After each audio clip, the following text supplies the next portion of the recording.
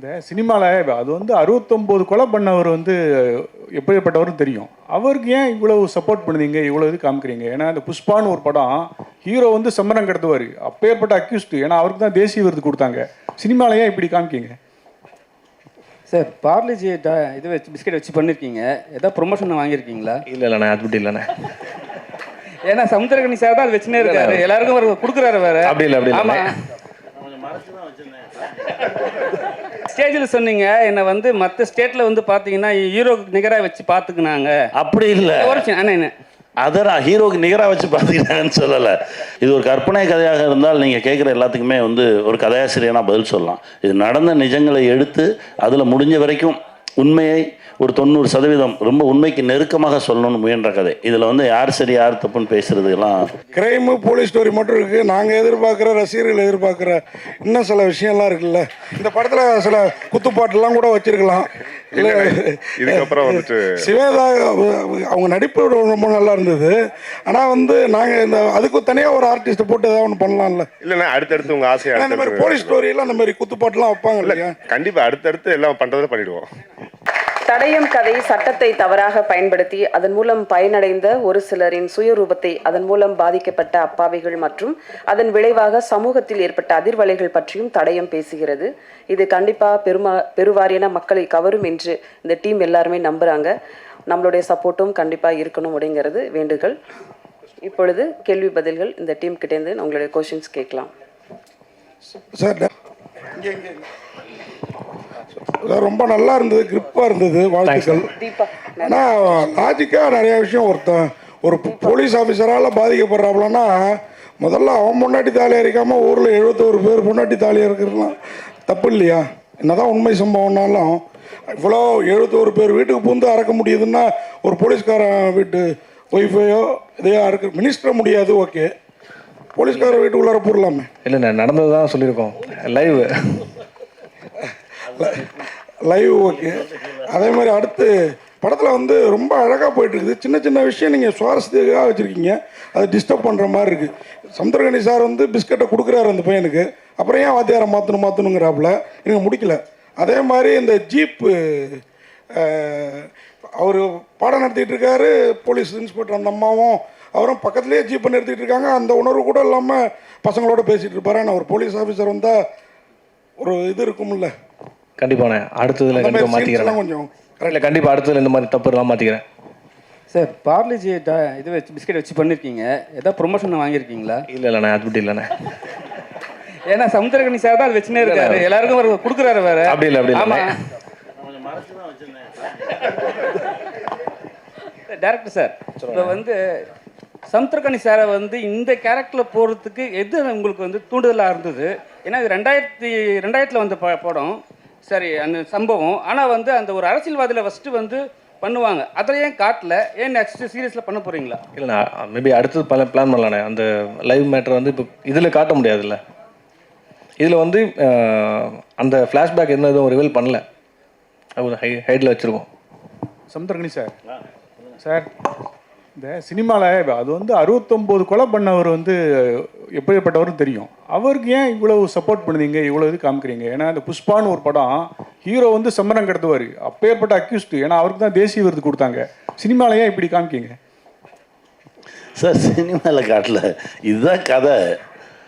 அவன் பாதிக்கப்பட்டவன், அவன் திரும்புகிறான், அவனுடைய பாதிப்பை கொஞ்சம் ரியலைஸ் பண்ணுற ஒரு கேரக்டர். அவன் இடத்துலேருந்து அவன் பிரச்சனையை பார்க்குற ஒரு கேரக்டர். அது அப்படி தான் நான் பார்த்தேன்.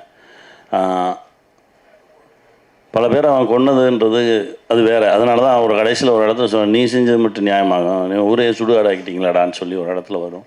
அதனால் அது இல்லை, அவன் ஒரு மனிதன், அவன் இடத்துலேருந்து அவன் வழியை பார்த்தது தான். அதுக்காக ரொம்பவும் பிடிச்சி இவனை காப்பாற்றிடணும், திருப்பி எடுத்து சுட்டணும், அதெல்லாம் சினிமா. அது நம்ம தான் தம்பி ஒருத்தன் சொன்னான், அண்ணே நீங்கள் அந்த கடைசியில் திருப்பி சுட்டுருவீங்கன்னு நினச்சிட்டு, அது சினிமாடா, ரியலாலாம் சுட முடியாது, பேசாமல் தான் நிற்கணும். அதனால தான் வந்து அந்த அந்த உண்மைத்தன்மையை அப்படியே பிரதிபலிக்கிறது தானே, அதுதான் பண்ணோம். தமிழக போலீஸுக்கும் வந்து ஆந்திரா போலீஸுக்கும் எப்பவுமே ஒத்தே வராது சார். அப்படியா? ஆமாம், எப்பவுமே ஒத்து வராது. ஏன்னா வந்து அவங்க ஒரு இதில் இருப்பாங்க, நம்ம ஒரு மைண்ட் செட்டில் இருப்போம். ஆனால் அவங்களுக்கு ஹெல்ப் பண்ணுறாங்க தமிழக போலீஸ் அவ்வளோ கெட்டவங்களும் ஏன் காட்டணும்? ஆமாண்ணே, ஆமாம் சார். இப்போ அந்த அக்யூஸ்டை வந்து கூட்டிட்டு போவார்ல, ஆ நம்ம வந்து சரியா பார்க்கலான்னு அண்ணா இல்லைண்ணே, இப்போ வந்து என்ன பண்ணீங்க? தமிழக போலீஸ் இருக்கார்ல, ஆமாம் அந்த அண்ணன் இருக்கார்ல, ஆமா. அவர் எந்த இதில் இருந்தார்? அவர் வந்து தனி, அவர் வந்து அரசியல்வாதிகளின் கைக்கூலி அவர். அதுதானே, அவரும் தமிழக போலீஸாக தான் இருந்ததுனால தான் வந்து கூட்டின்னு வராருல, அதுக்காக தான் கேட்குறோம். அது வேற அது வந்து எந்த லிஸ்ட்லேயும் சேர்க்க முடியாத கேரக்டர்ஸ் கொஞ்சம் பேர் இருக்காங்க. அது வந்து மேலே இருக்கிறது மேலேயே தான் சேர்ந்துக்கும்.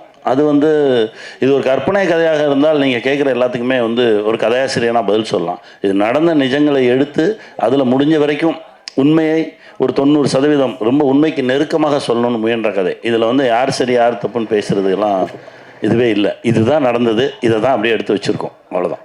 சார் இப்போ அவர் கேட்டார் சந்திரகணி சார், உங்களுக்கு தான் நான் நீங்களும் டேரக்டருங்கனால தான் உங்களை நோக்கி அந்த கேள்வி. கேளுங்க. அதாவது நீங்கள் சொன்னீங்க அந்த அவர் பார்வையிலேருந்து பார்த்தோம், அதனால தான் அவருக்கு வந்து அவர் கேரக்டர் இது பண்ணுற மாதிரின்ட்டு. ஆனால் பாட்டெலாம் போடணுமா என்ன, கடைசியில் அவருக்கு ஒரு தேசிய கீதம் மாதிரி ஒன்று போடுறீங்க. இசையமைப்பாளர் அவர் இடத்துல இருந்து பார்த்துருக்காரு, இசையமைப்பாளர் அவருடைய இடத்துல இருந்து பாதிக்கப்பட்டவன் இடத்துல வந்து அவரும் பார்த்துருக்காரு. அது அப்படித்தான்.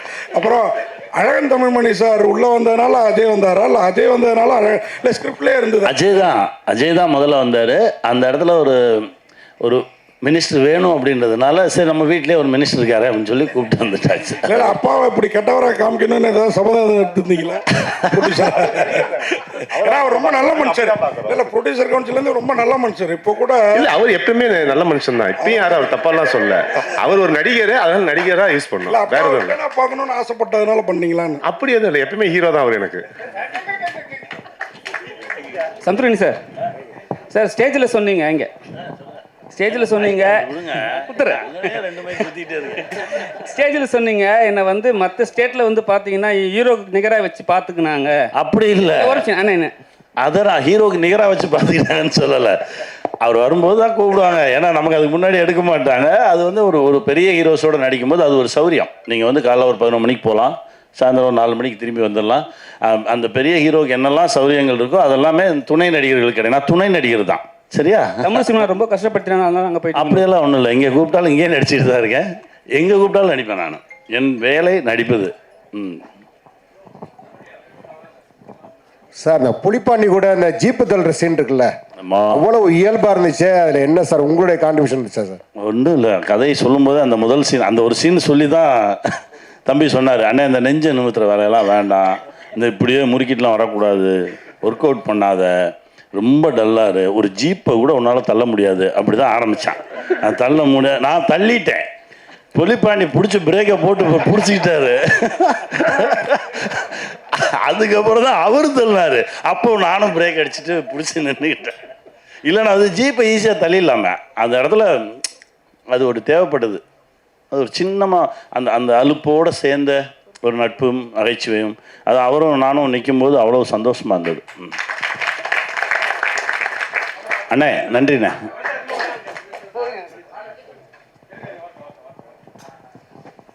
Congratulations guys, fantastic series. நான் பார்த்ததுல I think this is among your best. Thank you sir. Thank you sir. Question to the director, 2 questions. உண்மை சம்பவத்தை பேஸ் பண்ணி எடுத்திருக்கீங்க. How did you, what was the spark for the story? எங்க இருந்து எப்படி இந்த ஐடியா வந்துச்சு? What caught your attention? Why did you focus on this story? 1 and 2, thank you for bringing a talented artist like Raj to Tamil cinema. What made you decide you will cast him as the villain? Because his presence has actually elevated your series to a big extent. Please. பார்த்தீங்கன்னா நிறையா live stories பார்ப்போம். அது படிக்கும்போது இதில் வந்து ஒரு inspire என்னாச்சுன்னா, ரெண்டு பேர் வந்து ஒரு 80 கொலை பண்ணிட்டு, 76 கொலை பண்ணிட்டு வெறும் தாலியா அருணாக்கர் மட்டும் எடுத்துகிட்டு போகிறாங்க அப்படின்ற ஒரு இன்ட்ரெஸ்டிங் பாயிண்ட்டாக கிடச்சிது. ஏன்னா வீட்டில் எதுவுமே எடுக்காமல், ஸோ அவங்களுக்கு பின்னாடி என்ன ஸ்டோரி இருக்குன்னு சொல்லி அது கொஞ்சம் ரிசர்ச் பண்ணி பார்த்தோம். ஸோ கொஞ்சம் அது இன்ஸ்பயர் ஆச்சு. ஸோ அது பேஸ் பண்ணி கொண்டு வரலான்னு பண்ணோம். ஸோ அவரை சூஸ் பண்ணது என்னென்னா, அவரோட ஐஸ் ரொம்ப ஷார்ப்பாக அந்த வில்லனிக்காகவே இருந்துச்சு. ஸோ அதே மாதிரி அதுதான். தேங்க்யூ. சமுத்திரகணி சார், நீங்கள் வந்து இந்த படத்தில் ஸ்கிரிப்டில் உங்களுடைய டச்சஸ் ஏதாவது கொடுத்தீங்களா? ஒன்றுமே இல்லைண்ணே. அந்த ஸ்கூல் பசங்க ஸ்கூல் வர்றதெல்லாம் அதெல்லாம் அவருங்க பண்ணது தான். நான் கேட்டேன், இது வச்சாலே இது தெரியும் மேடம், இல்லை இது வேணும் அப்படின்னு சொல்லி அவங்க இலாகாவில் வச்சுக்கிட்டாங்க. நான் வந்து பண்ணது இந்த நொற்ற அப்படின்னு சொன்ன ஒரே ஒரு வார்த்தை ஆமா, தான். அதை அது கேட்கணும்னு வந்து நினைச்சேன். எழுதல, அது நானா சொல்லிட்டேன். இல்ல, இல்ல, அதை கேட்கணும்னு அது எங்க நினைச்சேன். ஊர் வார்த்தை அது, அந்த அதனால வார்த்தை ரொம்ப ஒரு ரொம்ப அன்பான வார்த்தை அது. இல்ல, கெட்ட வார்த்தைன்னு சொல்லுவாங்க. இல்லை, அது கெட்ட வார்த்தைலாம் கிடையாது. அது அன்பான வார்த்தை அது. அதனால அதை நான் வந்து, அதுவும் அவரும் எங்கள் ஊருக்காரர் தான். அதனால் 2 பேரும் பேசும்போது அதை பேசிக்கிட்டோம். உங்கள் உடம்பு வந்து படத்தில் வந்து கொஞ்சம் ஸ்லிம்மாக இதாக இருக்கு, இப்போ கொஞ்சம் நல்லா புஷ்டியாக இருக்கீங்க. கேரக்டருக்காக அந்த படத்துக்கு அந்த ப்ராஜெக்ட் பண்ணும்போது ஒழுங்காக எதுவும் சாப்பிடாம இருக்க சொன்னாங்க, இருந்தேன். இல்லை, அவர்கிட்ட சொல்லும் போதே மூளை ரொம்ப ஷார்ப்பான ஒரு ஆள், ஆனால் பாடி வீக்கு, இதுதான் உங்களோட கேரக்டர்னு சொன்னதுனால அவர் வந்து கொஞ்சம் எக்ஸசைஸ்லாம் நிறுத்திட்டு ரொம்ப ஸ்லிம்மாக அப்படியே வந்தார். இப்போ அடுத்த கேரக்டருக்கா? தேங்க்ஸ் அண்ணா. அண்ணா சார், இயக்குனருக்கு ஒரு கேள்வி சார். இந்த ஸ்டோரியை சூஸ் பண்ணதுக்கு வாழ்த்துக்கள் சார். ஒரு நல்ல ஸ்டோரி லைனு, பட் அதில் வந்து இருக்க குறைகளும் சொல்ல வேண்டியது எங்களோட கடமை. கண்டிப்பாக. பட் இவ்வளோ அழகான கதைக்கு வந்து திரைக்கதையில் கொஞ்சம் கோட்டை விட்டிங்களோன்னு இருக்குது. அதே மாதிரி பார்த்தீங்கன்னா வந்து ஆர்ட் டைரக்டர் கிட்ட சரியான வேலையை வாங்கலை அப்படின்றது கிளியர் கட்டாக தெரியுது. அப்புறமா வந்து அந்த என்கவுண்டர் முடியுதில்ல சார், முடிஞ்சதுக்கு அப்புறமா அது எந்த காலமாக இருந்தாலும் போலீஸ்காரங்க உடனே விட்டுட்டு போயிட மாட்டாங்க. நீங்கள் அந்த கிளைமேக்ஸில் காட்டும்போது என்கவுண்டர் நடந்துச்சு, எல்லாருமே கிளம்பி போயிட்டு அது அனாதையாக இருக்கிற மாதிரி இருக்குது. அதை என்கவுண்டரில் அப்படி நடக்கிறதுக்கான வாய்ப்பே இல்லை. ஏன்னா ஒரு போலீஸும் அங்கே இல்லை, அங்கே சீனில் காணும் சார். இருக்காங்க. இல்லை, முடிஞ்சதுக்கப்புறம் எல்லாம் கிளம்பிடுறீங்க. ஆஹா, கேமரா போயிட்டு இருக்கும், எல்லாரும் அங்கங்கே ஒரு 2 பேர் கிளம்பிட்டு இருப்பாங்க, மீதியெல்லாம் அங்கே தான் நின்றுட்டு இருப்போம். கேமரா போய் குளத்துக்குள்ளே போயிடும். அப்படி தான் முடிச்சிருப்போம். ஏன்னா அதை எப்படி டிஸ்போஸ் பண்ணாமல் எப்படி போவாங்க? ஓகே, அந்த சுமோ ஒன்று காமிச்சிங்களா சார்?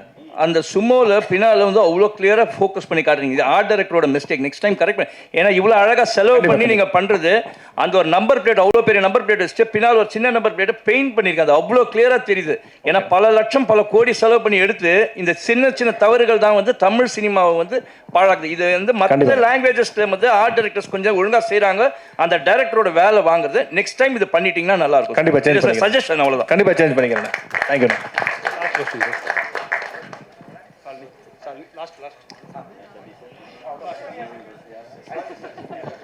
கௌசிக் சார், ஆக்சுவலி இந்த G5ல நிறையாவே வந்து இந்த இன்வெஸ்டிகேஷன் த்ரில்லர்ஸ் நிறையா எடுக்கிறாங்க. விலங்குலேருந்து ஆரம்பிச்சு ரேகையாக இருக்கட்டும், இப்போ சட்டமும் நீதியாக இருக்கட்டும், இந்த மாதிரி ஒரு மாதிரி இன்வெஸ்டிகேஷனாகவே போகுது. அதுதான் ஆக்சுவலி செல்லிங் ப்ராடக்டாக இருக்கா ஓடிடி ஆடியன்ஸ் கிட்ட? இல்லை, இன்றைக்கி நம்ம ஒரு கணக்காக எடுத்து பார்த்தோம் அப்படின்னா, ஃபஸ்ட்டு நான் இது சொல்கிறேன். இப்போ G5ல பார்த்தீங்கன்னா இன்வெஸ்டிகேஷன் எல்லாமே நிறைய பண்ணியிருக்கோம். ஐலின்னு ஒரு சீரீஸ் பண்ணியிருக்கோம். ஐலி பார்த்தீங்கன்னா ஒரு சொசைட்டல் டாபுவை வந்து எப்படி பிரேக் பண்ணணும் அப்படின்ற ஒரு கருத்து சொல்லியிருப்போம். அதில் அனந்தம்னு சீரீஸ் பண்ணியிருக்கோம். ஒரு வீடு, அந்த வீட்டோட மெமரிஸ் என்ன, அதில் வாழ்ந்த பல ஜென்ரேஷன்ஸ்க்கான ஒரு கதை, அதையும் சொல்லியிருப்போம். 5ஆம் வேதம் மிஸ்டிக்கலாக ஒரு த்ரில்லர், ஒரு தேடல், அதையும் சொல்லியிருப்போம். இது அப்பப்போ தேவைப்படுது. ஏன்னா இன்றைக்கி இருக்கிற ஆடியன்ஸ் அப்படின்னு பார்த்தீங்கன்னா யங்ஸ்டர்ஸ்லேருந்து அடல்ட்ஸ் வரைக்கும் எல்லாருமே ஹுக்டாக பார்க்குறது ஒரு mystery, thriller, investigation, psychological thriller, இந்த மாதிரி விஷயங்கள் வந்து ஓவராலாக பார்த்தீங்கன்னா ஒரு 50% பீப்புளுக்கு வந்து இது ரொம்ப பிடிக்குது. ஸோ ஒரு கான்ஷியஸ் சாய்ஸாக இது வந்து அட்லீஸ்ட் வருஷத்தில் 1-2 பண்ணணும் அப்படின்றது வந்து, அண்ட் இது வந்து டெஃபினட்டாக நம்மளுக்கு சக்ஸஸும் கொடுத்துருக்கு. எப்போவுமே சக்ஸஸ் கொடுக்குற ஒரு ஃபார்முலா அடாப்ட் பண்ணுறது வந்து பெட்டர் அப்படின்றது வந்து எங்களோட ஸ்ட்ராட்டஜியாக வச்சு தான் இந்த மாதிரியும் பண்ணுறோம். இப்போ வரப்போகிற லைனப்பில் அடுத்த ஒரு 16 மாதத்துக்கு நாங்கள் பண்ண போகிறது பார்த்தீங்கன்னா வேறு ஜானரில் இருக்கும். பட் இதுவும் ஒரு பார்ட்டாக இருக்கும். கனி சார், நிறைய போலீஸ் ஸ்டோரிஸ் பண்ணியிருக்கீங்க. இது என்ன ஸ்பெஷல்? எதனால் அக்செப்ட் பண்ணீங்க? இந்த சொன்னான்லாம் மூளை மட்டும்தான் ஷார்ப்பு, பாடி வைக்கு. அவன் யோசிச்சிருக்கான் எதை சொன்னால் இவன் வருவான் அப்படின்னு. அது சொன்ன உடனே நான் சொன்னேன், இது புதுசாக இருக்கடா. அப்பப்போ தனியாக பேசிக்குவான், ஒரு லைட்டாக அரமண்டல் மாதிரியே இருப்பான் அப்படின்னோடனே, சரி இது வரைக்கும் பண்ணலையே. ஏன்னா கிட்டத்தட்ட ஒரு 42-43 படம் பண்ணியாச்சு போலீஸாக. இது கொஞ்சம் புதுசாக இருந்தது. ஆனால் அதுக்குள்ளே போக அது மாற்றிருச்சு. இப்போ நான் இன்னைக்கு பார்க்கும்போதே தெரிஞ்சது என்னமோ ஒன்று நடந்திருக்கு. அது இறை அருள் தான். சமுத்திரகனி சார், நீங்கள் வந்து டைரக்ஷன் தானே வந்தீங்க. பாலச்சந்தர் சார்கிட்ட வந்து கற்றுக்கிட்ட வித்தை எல்லாம் படம் பண்ணி 5 வருஷம் ஆகிட்டு. வினோத சித்தம் எடுத்து முடிச்சிட்டேன். என்ன படம்? வினோத சித்தம் பண்ணி 5 வருஷம் ஆகலை. 2021, அப்புறம் 23ல் ப்ரோ பண்ணேன். இப்போ ஸ்கூல் பஸ் எடுத்து முடிச்சிட்டேன். ஃபைனல் ஒர்க் போயிட்டுருக்கு. அது அனௌன்ஸ்மெண்ட் சீக்கிரம் வரும். நான் என் வேலையை அப்பப்போ செஞ்சுக்கிட்டு தான் இருக்கேன். ரொம்ப சந்தோஷம் நீங்கள் கேட்டது. இயக்குனர் சார், இப்போ ஒரு 70 கொலைகளுக்கு மேலே வந்து இந்த காட்டியிருக்கீங்க. இந்த இடத்துல நீங்கள் இதை வந்து வழக்கு கோர்ட்டுக்கு கொண்டுட்டு போகாத இந்த வெப் சீரிஸ் எடுத்துருக்கீங்க. அதுக்கு என்ன காரணம்? இல்லை, உண்மையாக அந்த கேஸ் எல்லாம் பெண்டிங்கில் தான் இருந்துச்சுண்ணே. லாஸ்ட்டாக தான் மாட்டினாங்க. அது வரைக்கும் அந்த கேஸ்லாம் பெண்டிங்கில் தான் இருந்துச்சு. கண்டுபிடிக்கவே இல்லை. இங்கேருந்து தமிழ்நாட்டிலேருந்து போய் தான் கண்டுபிடிக்கவே செஞ்சாங்க. உண்மையாகவே நான் 2000 பேப்பரில் வந்த நியூஸ் அது. சார், காக்டெயில் சினிமாஸ்னு கம்பெனி, ஆனால் கிரைமு போலீஸ் ஸ்டோரி மட்டும் இருக்குது. நாங்கள் எதிர்பார்க்குற, ரசிகர்கள் எதிர்பார்க்குற இன்னும் சில விஷயம்லாம் இருக்குல்ல. இந்த படத்தில் சில குத்துப்பாட்டெல்லாம் கூட வச்சுருக்கலாம். இல்லை, இதுக்கப்புறம் வந்துட்டு சிவேதா அவங்க நடிப்பு ரொம்ப நல்லா இருந்தது. ஆனால் வந்து நாங்கள் அதுக்கு தனியாக ஒரு ஆர்டிஸ்ட்டை போட்டு ஏதாவது ஒன்று பண்ணலாம்ல. இல்லைண்ணா, அடுத்தடுத்து உங்கள் ஆசையை இந்த மாதிரி போலீஸ் ஸ்டோரியெல்லாம் அந்த மாதிரி குத்துப்பாட்டுலாம் வைப்பாங்க இல்லையா? கண்டிப்பாக அடுத்தடுத்து எல்லாம் பண்ணுறதை பண்ணிவிடுவோம். ஆனால் அதெல்லாம் ஜி5ல வருமானது எனக்கு தெரியாது.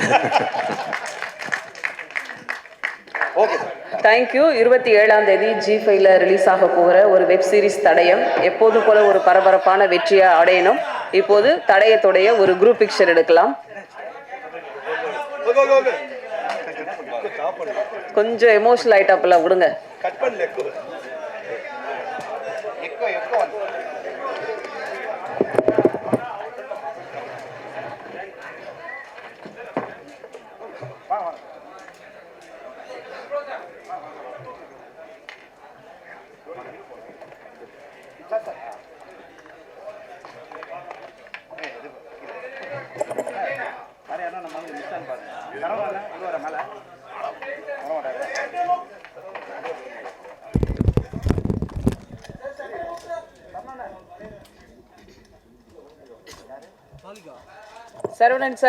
சரவணன் சார் மேடைக்கு வாங்க.